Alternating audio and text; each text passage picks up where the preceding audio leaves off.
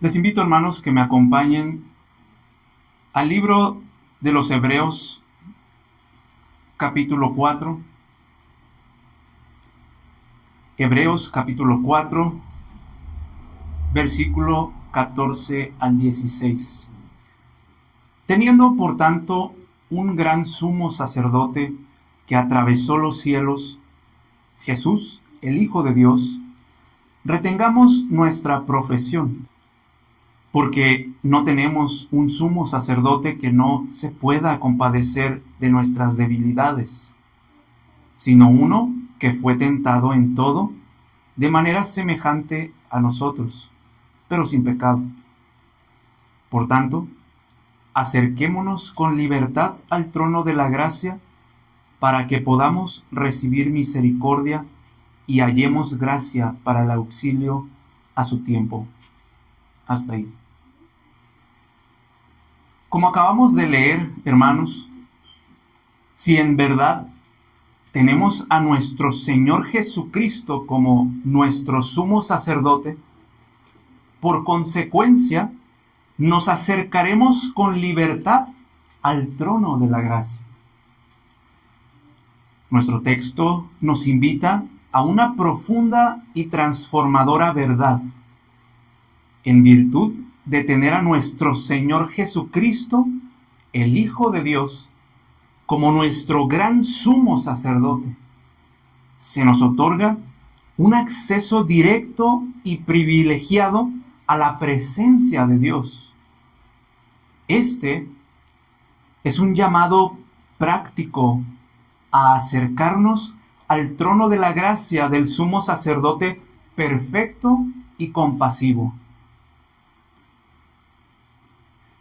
Noten que nosotros, hermanos, no podemos o no podremos obtener misericordia ni gracia si no nos acercamos a nuestro Señor con esa libertad, con esa audacia u osadía. Sí con temor, sí con temblor, sí con reverencia y sinceridad, pero también con esa confianza o esa parresía, pues obtendremos esas gracias para el auxilio a su tiempo. El Señor no nos dejará, hermanos, sin auxilio o solos, sino que si nosotros nos acercamos a su trono de gracia buscando socorro, pero debemos acercarnos, dice el texto, con libertad. El Señor no nos dejará solos, no nos dejará desamparados, no nos dejará sin auxilio, sino que si nosotros nos acercamos a su trono de gracia, encontraremos socorro, ayuda. Pero, como dice nuestro texto, debemos hacerlo con libertad. El contexto inmediato de este pasaje nos recuerda que Jesús no es un sumo sacerdote que se queda a la distancia, que se queda allá incapaz de compadecerse de nuestras debilidades. Él fue tentado en todo, de manera semejante a nosotros, pero sin pecado, como nos dice el versículo 15. Esta realidad es fundamental, hermanos, para entender por qué podemos acercarnos con confianza. Él comprende nuestra humanidad. Cristo comprende nuestras luchas y nuestras flaquezas, no desde un conocimiento teórico, sino desde la experiencia vívida. Su sacrificio y su posición intercesora a la diestra del Padre son el fundamento inamovible de nuestra seguridad. En esta oportunidad veremos este tema llamado acceso audaz al trono de la gracia. Y lo dividiremos en tres partes principales. Primeramente, veremos el contexto. En segundo lugar, veremos la libertad Y en tercer y último lugar, meditaremos en el resultado. Pasemos, pues, a nuestro primer encabezado llamado el contexto. Leamos nuevamente, hermanos, en Hebreos 4, 14 al 16. Dice nuevamente la palabra del Señor. Teniendo por tanto un gran sumo sacerdote que atravesó los cielos, Jesús, el Hijo de Dios, retengamos nuestra profesión, porque no tenemos un sumo sacerdote que no se pueda compadecer de nuestras debilidades, sino uno que fue tentado en todo, de manera semejante a nosotros, pero sin pecado. Por tanto, acerquémonos con libertad al trono de la gracia, para que podamos recibir misericordia y hallemos gracia para el auxilio a su tiempo. Hasta ahí.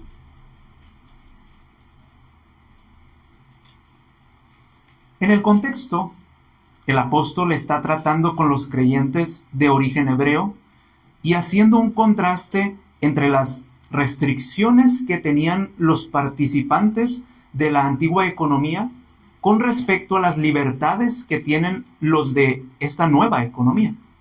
¿Sí? El apóstol está dando un contraste.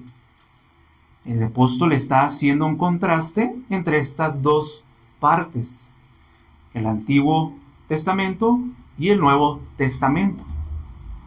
En la economía pasada, hermanos, los participantes del pacto, aunque se acercaban a las ordenanzas públicas, no podían entrar dentro del tabernáculo, sino que los sacerdotes eran los únicos con derecho a entrar en él a hacer sus oficios. Y de los sacerdotes, solamente el sumo sacerdote podía entrar en el lugar santísimo, y solamente una vez al año. La semana pasada ya se nos explicaba el temor con el que entraba este sumo sacerdote y las causas de su temor. Y si el sumo sacerdote se acercaba con temor al lugar santísimo, ¿cuánto más no temerían el resto del pueblo al acercarse a ese lugar? Si el sumo sacerdote temía, se acercaba con temor al lugar santísimo, ¿cuánto más no temerían los demás al acercarse a ese lugar santísimo? Ellos conocían bien lo que le aconteció a Usa, que aunque siendo del linaje de Leví, cuando se atrevió a tocar el arca, murió. ¿Se imaginan, hermanos, el temor que eso causaría a los demás? ¿Se imaginan esa escena y lo que produjo al mirar ese acontecimiento en los demás? ¿Se imaginan si ustedes estuvieran en esa época y en ese lugar? Sería algo terrorífico. De igual manera, era el monte Sinaí otro símbolo de la presencia de Dios. Cuando retumbaba estruendorosamente con tremendos rayos y una nube que cubría toda la cima. Cuando los israelitas lo vieron, no querían acercarse y temieron tanto que le dijeron a Moisés: habla tú al Señor por nosotros y no hablemos nosotros, no sea que muramos.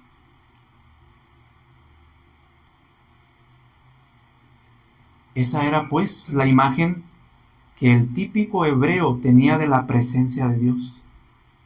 Esa era la idea, la imagen que aquel hebreo o el típico hebreo tenía de la presencia de Dios. Un lugar de excelentísima santidad inaccesible para ningún ser humano. Y de hecho lo es. La presencia de Dios lo es, hermanos. Pero es aquí donde el apóstol nos dice que para los creyentes del nuevo pacto, las condiciones para acercarse a Dios son diferentes. Ahora, nuestro sumo sacerdote nos ha inaugurado un camino nuevo y vivo a través de su sacrificio. Y es así que nos llama a la nueva libertad de la que disfrutan todos aquellos que están en Cristo. El oficio de Cristo, como nuestro sumo sacerdote, debe ser la base de nuestra confianza en todas nuestras aproximaciones al trono de la gracia. El oficio de Cristo como sumo sacerdote debe ser la base de confianza en todas nuestras aproximaciones al trono de la gracia. Si no tuviéramos un mediador, no podríamos acercarnos, hermanos, a Dios con confianza, pues somos criaturas culpables y contaminadas. ¿Cómo podríamos nosotros, seres contaminados, seres caídos, sin un mediador, acercarnos a Dios? Todo lo que hacemos está contaminado. Debemos ir de la mano de un mediador o nuestros corazones y nuestras esperanzas nos fallarán.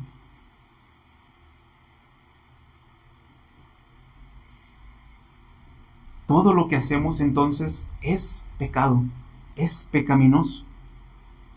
Tenemos confianza para entrar en el lugar santísimo por la sangre de Jesús. Ahora tenemos esa confianza para entrar a ese lugar santísimo por la sangre de Cristo. Él es nuestro abogado.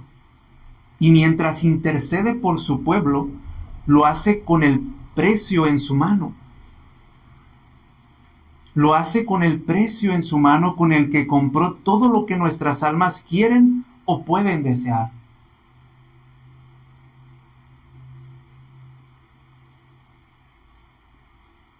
Así pues, el versículo 16 nos dice: por tanto, acerquémonos. Por tanto, acerquémonos. Es decir, por todo lo que ya argumentamos, ¿qué argumentamos? Que tenemos un sumo sacerdote. El propósito de esto es animarnos.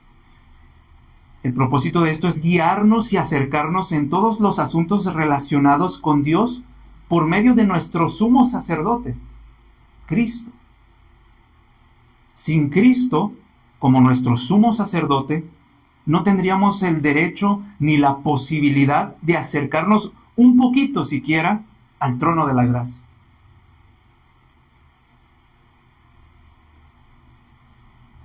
Así pues, entonces, dice, por tanto, acerquémonos.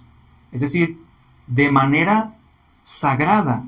Se refiere a aproximarse, que significa un acercamiento solemne que se hace a Dios en su culto o servicio.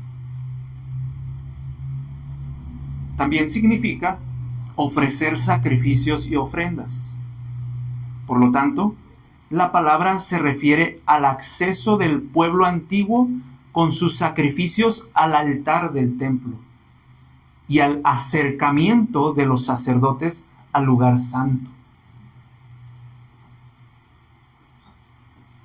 Así pues, nuestro Señor Jesucristo, el Hijo de Dios, es nuestro sumo sacerdote, tal como lo tipificaba el sumo sacerdote entre los judíos, el cual expresa nuestras peticiones a Dios por medio de él, en respuesta a la forma y manera en que los sacerdotes o el pueblo en la antigua economía se acercaban a Dios. Acerquémonos, dice, es decir, de manera santa, de manera sagrada. ¿Con qué? Con nuestras oraciones y súplicas. Acerquémonos con nuestras oraciones y súplicas. En todas nuestras aproximaciones a este trono de la gracia para recibir misericordia, debemos acudir, hermanos, con humilde libertad y audacia, con libertad de espíritu y libertad de expresión. Debemos pedir con fe, debemos pedir sin dudar, debemos acudir con un espíritu de adopción como hijos a un Dios, como hijos a un Dios y Padre reconciliado. Es decir, que debemos acudir con reverencia y temor piadoso, pero no con terror, no con miedo o asombro pecaminoso, no como si fuéramos arrastrados ante el tribunal de justicia, sino como amablemente invitados al trono de la misericordia, donde reina la gracia y Él ama ejercerla hacia nosotros.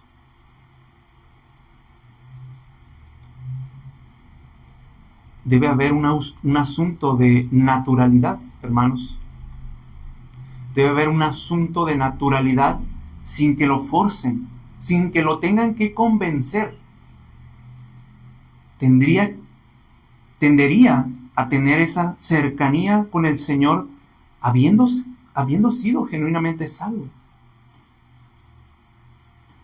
Debería haber un asunto de neutralidad en aquel hermano, en aquella hermana, sin que le forcen ni le lleven al trono de la gracia, sin que le tengan que convencer. Debe haber, si el Señor ha operado verdaderamente en su corazón, una cercanía con el Señor. Pero para poder acercarnos, hermanos, necesitamos libertad. Y para esto, pasemos a nuestro segundo encabezado. Es decir, ¿qué es exactamente esa libertad de la que hemos estado hablando?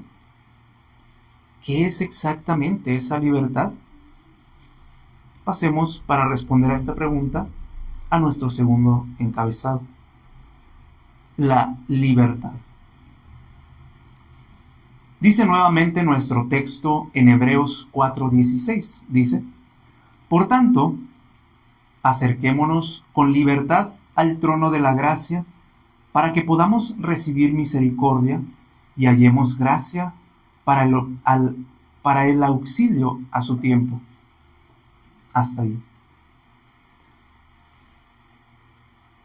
Noten, hermanos, la palabra libertad, que en sus versiones quizás fue traducida como confianza. Esa es la palabra griega parresía, la cual significa libertad, audacia, confianza y osadía. Sí, todos esos sentidos están incluidos, hermanos, en el término griego parresía. Esta palabra que nuestro apóstol utiliza tanto aquí como en el capítulo 10, 19, denota un elemento central en la adoración a Dios. Este aspecto es distintivo del culto del Nuevo Testamento, como ya decíamos. Hay una comparación, el apóstol hace un contraste entre la antigua economía y la nueva. Así que este aspecto es distintivo del culto del Nuevo Testamento, contrastando con el practicado en el Antiguo Testamento. Esto se describe también en 2 Corintios 3:17 como libertad, la cual es otorgada por el Espíritu Santo a los creyentes bajo el Nuevo Testamento. Esta libertad contrasta con la restricción y el temor que veíamos que experimentaban en el Antiguo Testamento aquellos sin el Espíritu. Porque dice la palabra del Señor, porque donde está el Espíritu del Señor, allí hay libertad. Así que esta libertad, hermanos, es contrastante con la restricción, con el temor no santo que se experimentaba en el Antiguo Testamento. Esta libertad contrasta con la restricción y el temor que veíamos que experimentaban en el Antiguo Testamento aquellos sin el Espíritu. Además, en el versículo 18 se le llama rostro descubierto. Esta imagen se opone directamente al velo que cubre a los judíos, llenándolos de oscuridad y temor hasta el día de hoy. Por lo tanto, denota una audacia y confianza, una liberación ¿de qué cosa? Del temor, de la vergüenza y del desánimo. Hay, por lo tanto, dos cosas que el apóstol pretende eliminar y de las que quiere liberarnos a nosotros o salvarnos cuando nos acercamos al trono de la gracia con nuestras oraciones y súplicas. Gracias a la intercesión de nuestro sumo sacerdote. Al leer nuestro texto, vemos entonces que el apóstol quiere ayudarnos a quitar, a liberarnos o salvarnos de aquellas cosas que obstaculizan el venir a Dios, venir al Padre con esa libertad. Y esto, hermanos, es a través de esas oraciones y súplicas, pero gracias a la intercesión de nuestro sumo sacerdote. En primer lugar, dice en ese sentido el pastor puritano John Owen, cito: un espíritu de esclavitud al miedo que se cernía sobre el pueblo antiguo del Antiguo Testamento en su adoración a Dios. Dios, al dar la ley y establecer las ordenanzas del culto en las que enseñaba al pueblo cómo debía reverenciarlo, se había rodeado de tal manera de fuego y terror que generó un gran y terrible horror en sus mentes. Esto les hizo apartarse y mantenerse alejados, deseando que Dios no se acercara a ellos, ni que ellos se acercaran a Dios, sino que todas las cosas entre ellos se tramara a distancia, por medio de un intermediario. Éxodo 20, 18, 19, ya vimos, Moisés. Esta timidez, sigue diciendo, y desconfianza legales en nuestro acercamiento a Dios, que cierra el corazón, estrecha el espíritu y nos quita la libertad de tratar con Él como con un padre, ahora ha sido eliminada y quitada por Cristo. Gálatas 4, 4 al 6. Cristo fue hecho bajo la ley para liberarnos del temor y la esclavitud de la misma, por lo cual también recibimos la adopción de hijos y con ello el Espíritu de Cristo, para tratar con Dios con la libertad, la audacia y la ingenuidad de los niños clamando Abba Padre, con actos genuinos de fe y amor. Termina la cita. Es decir, hermanos, que lo primero que el apóstol pretende quitar y librarnos cuando nos acercamos al trono de la gracia con nuestras oraciones es un terror o un miedo a Dios.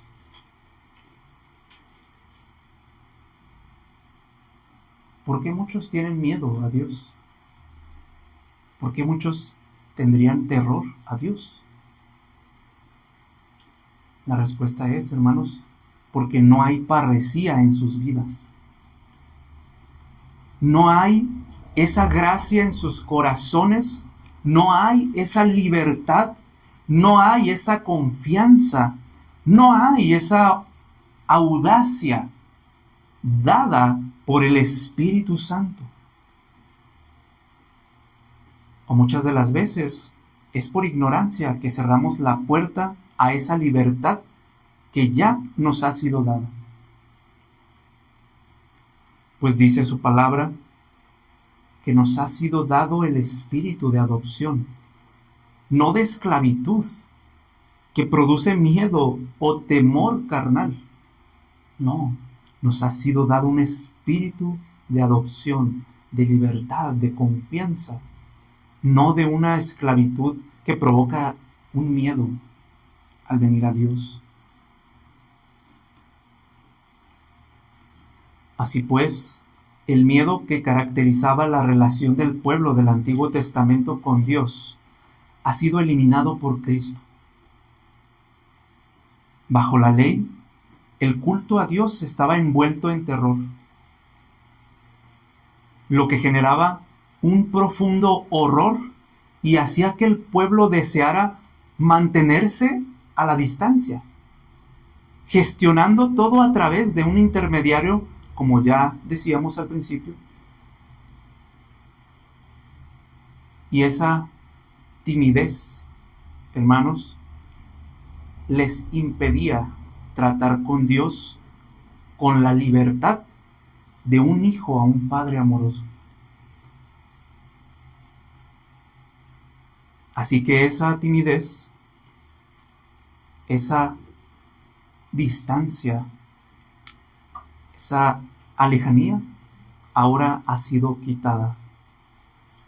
La obra de Cristo, hermanos, nos ha libertado de ese temor.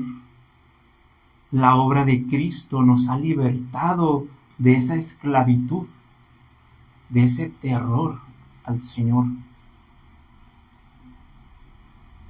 Como resultado, hemos recibido la adopción de hijos y el Espíritu de Cristo, lo que nos da el derecho o la libertad de acercarnos a Dios con la audacia, la libertad y la confianza como de un niño clamando Abba Padre,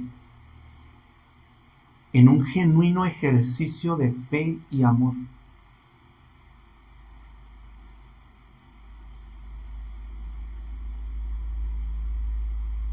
Lo segundo que el apóstol pretende eliminar y liberarnos es de la incredulidad.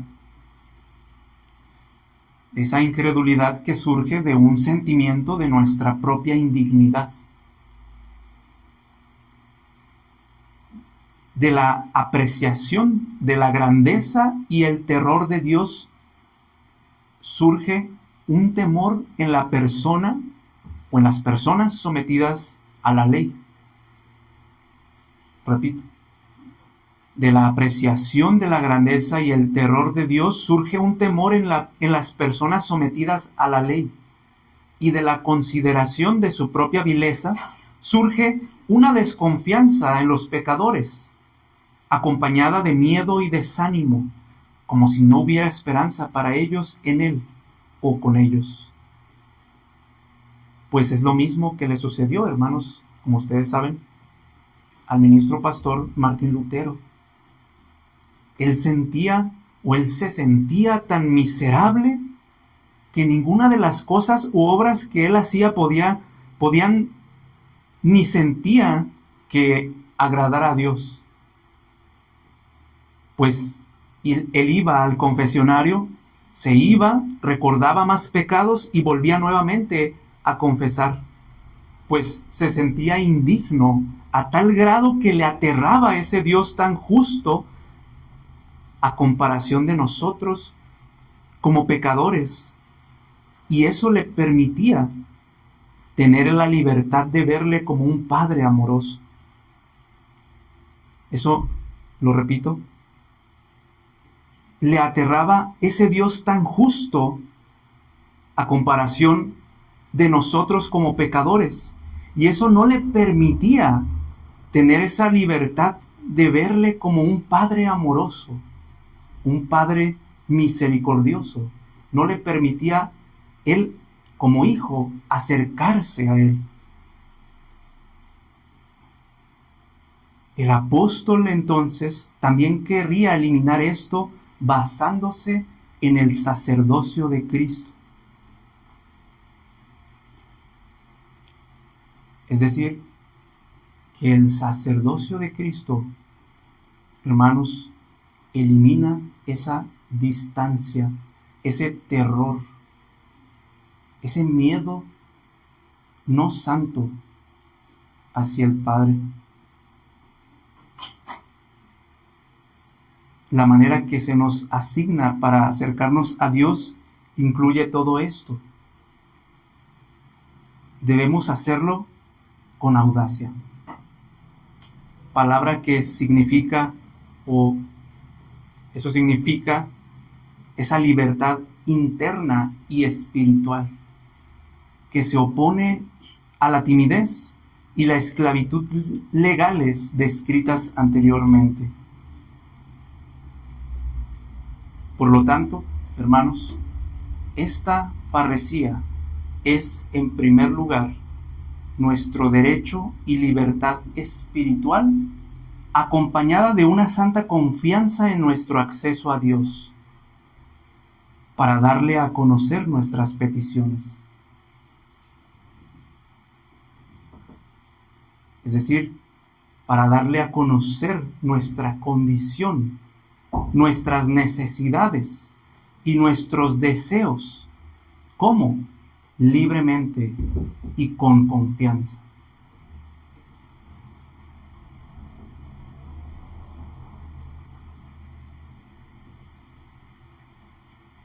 Una confianza espiritual en la aceptación de Dios a través de la intercesión de Jesucristo, de donde el que se acerca con terror y miedo, hermanos, es porque no ha sido justificado. Aquel que se acerca a Dios con un miedo, con un terror, es porque no ha sido justificado. Es porque aún carga con el peso de la culpa de su pecado. Es porque no ha conocido a ese Padre amoroso que sale corriendo a recibir a su Hijo que vuelve arrepentido.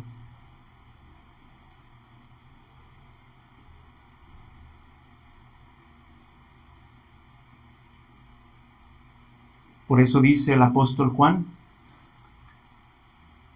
en 1 de Juan 4:18, les leo: en el amor no hay temor, dice, sino que el perfecto amor echa fuera el temor, porque el temor lleva en sí castigo, y el que teme no ha sido perfeccionado en el amor. Qué claro, ¿no? Qué claro es este texto. En este versículo, la palabra temor se refiere al miedo o al terror. Proviene de la palabra griega phobos, de donde viene la palabra fobia que conocemos. Asimismo, el término castigo se refiere a la condena penal que recibe un acusado por su mal, de donde recogemos que el que al acercarse a Dios se acerca con un miedo a ser castigado por sus pecados, es porque todavía carga con ellos. Como dice el texto, porque el temor lleva en sí castigo, y el que teme no ha sido perfeccionado en el amor. El que se acerca, hermanos, con miedo a ser castigado en cuanto entre en la presencia de Dios, es porque aún pesa sobre su conciencia la carga de su pecado. No ha sido liberado de su carga. No ha sido liberado de esa carga de pecado. No ha conocido al Dios de amor, sino que solo conoce al Dios castigador. No ha sido entonces perfeccionado en el amor.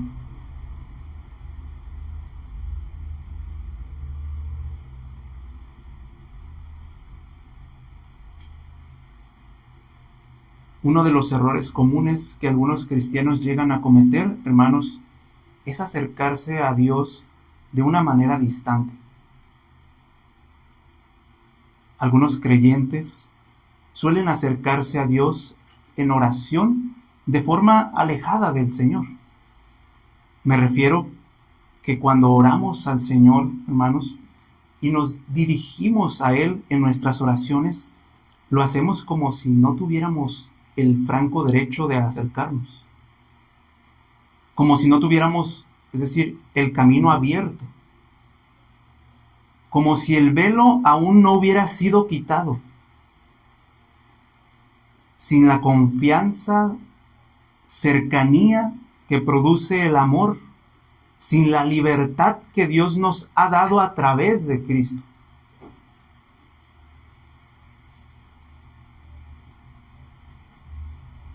Muchas veces traspasamos hacia Dios la relación de hijo terrenal a padre terrenal que tuvimos con nuestros padres terrenales. Y terminamos dirigiéndonos a Dios con la misma desconfianza y alejanía que tuvimos con ellos. Y hablamos a Dios de usted. Porque así lo hacían muchos con sus padres terrenales. Pero esto no es solo rebajar el amor y la relación filial de Dios con sus hijos a la forma tan débil e insignificante relación de amor con la que los padres terrenales se acercan a sus hijos, sino que también es rebajar a Dios mismo al nivel de nuestros padres terrenales. No, Dios no es igual que nuestros padres terrenales. Dios no ama igual que nuestros padres terrenales. Dios no se acerca igual a nosotros como nuestros padres terrenales, sino que su amor, su relación y acercamiento son mucho más profundos y poderosos. Es cierto que existe una relación de Dios hacia nosotros como padre a hijo, pero primero es distinta a la de los padres terrenales. Sí, hay una relación, existe esa relación de Dios hacia con nosotros como de padre a hijo, pero primero, hermanos, es distinta a la de los padres terrenales. Y segundo, hay una relación más profunda que esa, pues somos el cuerpo de Cristo. Hay una relación más profunda que esa porque somos la iglesia de Cristo. Somos la esposa de Cristo. Y eso es una relación intensamente más profunda y cercana que la que hay con los padres.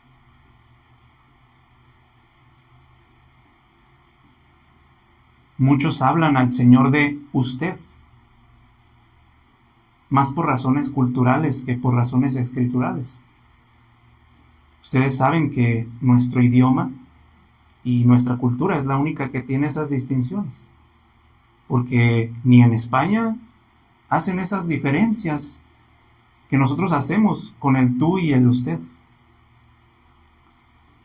Muchas veces se dice que se le habla a Dios de usted por respeto.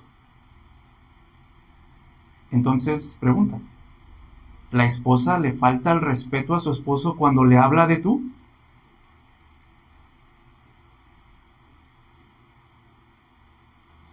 ¿Por qué se permite esa familiaridad? ¿Porque no hay respeto? Claro que hay respeto, pero hay una relación afectiva y cercana que prima por encima de los formalismos externos del usted.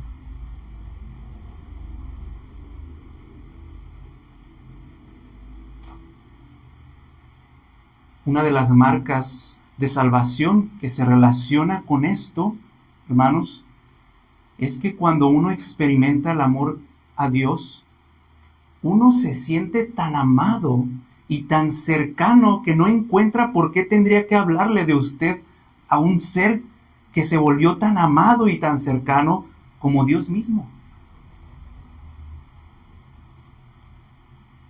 Si en mi cultura el hablarle de usted a alguien implica una distancia, entonces yo estoy estableciendo una distancia cuando me refiero a Dios de esa manera.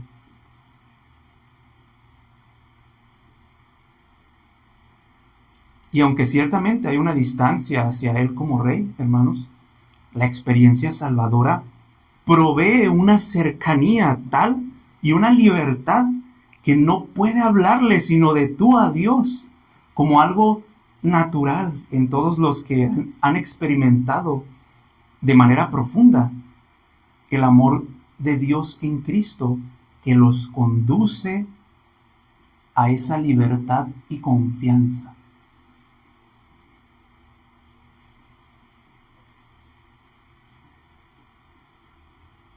Debemos animarnos a nosotros mismos por la excelencia de nuestro sumo sacerdote a acercarnos con libertad al trono de la gracia y mirar al Padre con el rostro sonriente, con el rostro amoroso con el que nos atiende en Cristo, porque nos presentamos en Él, en Cristo, no en nosotros mismos. Y Él ve a Cristo con el más profundo e infinito amor, cercanía y confianza que puede mostrar. De hecho, dirigirnos a Dios de usted, en cierta forma, es como falta de fe.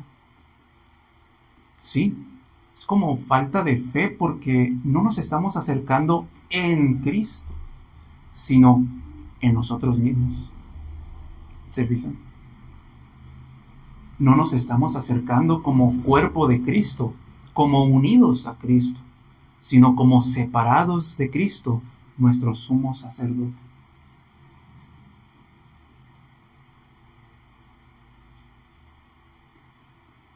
Así pues, la idea que transmite ese término parresía es la de presentarse o acceder a la sala del trono de un rey o aparecerse allí.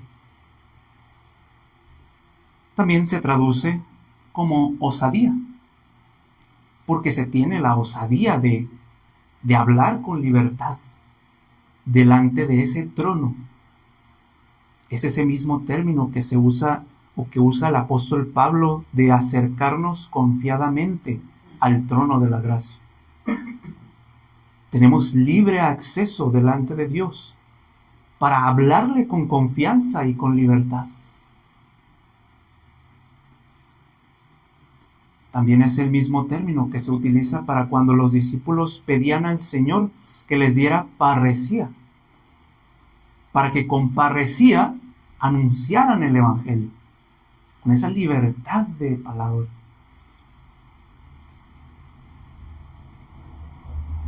Nos hemos conducido con toda parresía, con todo denuedo, con toda libertad, con toda confianza, con seguridad de que soy de Él, de que es mío, de que Él me ha enviado y que no estoy usurpando un lugar que no me corresponde. El pedirle al Señor parresía. Vengo en el nombre de Cristo. No vengo con mis propias palabras.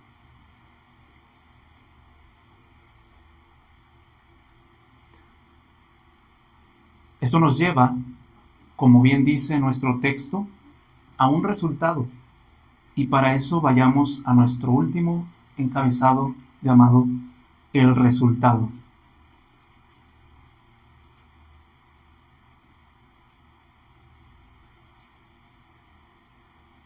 Hay un trono de gracia establecido, una forma de adoración instituida en la que Dios puede encontrarse con honor con los pobres pecadores y tratar con ellos, y ellos pueden acercarse a Él con esperanza, arrepintiéndose y creyendo. Dios podría haber establecido un tribunal de justicia estricta e inexorable, que dispense la muerte, la paga del pecado, a todos los que se presentaran ante Él. Pero, hermanos, ha elegido establecer un trono de gracia. Un trono transmite autoridad, suscita temor y reverencia. Un trono de gracia transmite un gran aliento, incluso al más grande de los pecadores. El más grande de los pecadores, al acercarse a un trono, actúa de forma diferente. Ese trono transmite entonces autoridad, suscita temor. Allí reina la gracia y actúa con soberana libertad, poder y generosidad. Es nuestro deber, hermanos, y nuestro interés estar a menudo ante ese trono de gracia,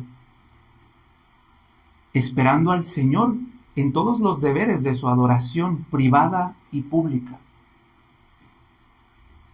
Es bueno para nosotros estar allí. Nuestra tarea y nuestro encargo ante el trono de la gracia debe ser obtener misericordia, como nos dice el texto, y encontrar gracia para ayudar en momentos de necesidad. La misericordia y la gracia son lo que queremos. Misericordia para perdonar todos nuestros pecados y gracia para purificar nuestras almas. Además de la dependencia diaria que tenemos de Dios para nuestras necesidades presentes, hay algunas épocas en las que necesitaremos de manera más sensible la misericordia y la gracia de Dios. Y debemos acumular oraciones para esas épocas, tiempos de tentación, ya sea por adversidad o prosperidad, y especialmente la hora de la muerte. Debemos elevar nosotros cada día una petición de misericordia en nuestro último día. Que el Señor nos conceda encontrar su misericordia en ese día. Pues dice nuevamente nuestro texto en Hebreos 4:16, por tanto, acerquémonos con libertad al trono de la gracia para que podamos recibir misericordia y hallemos gracia para el auxilio a su tiempo.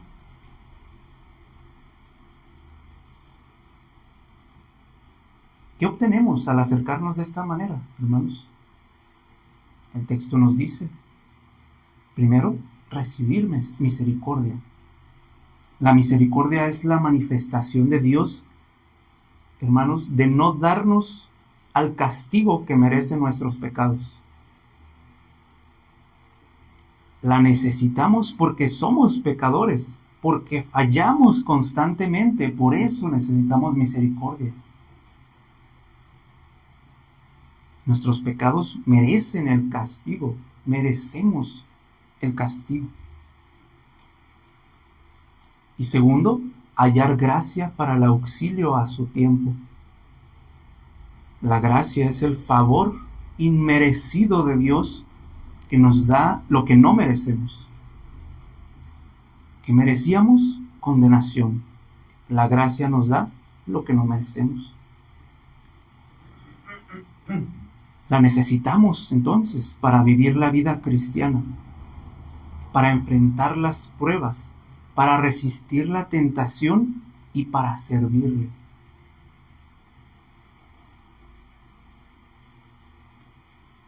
Así que la gracia que hallamos es oportuna, es a su tiempo, lo que significa que Dios no es tardío en nuestro socorro, sino que su ayuda llega cuando la necesitamos. Precisamente cuando más la necesitamos, en el momento justo y con la forma exacta que se requiere.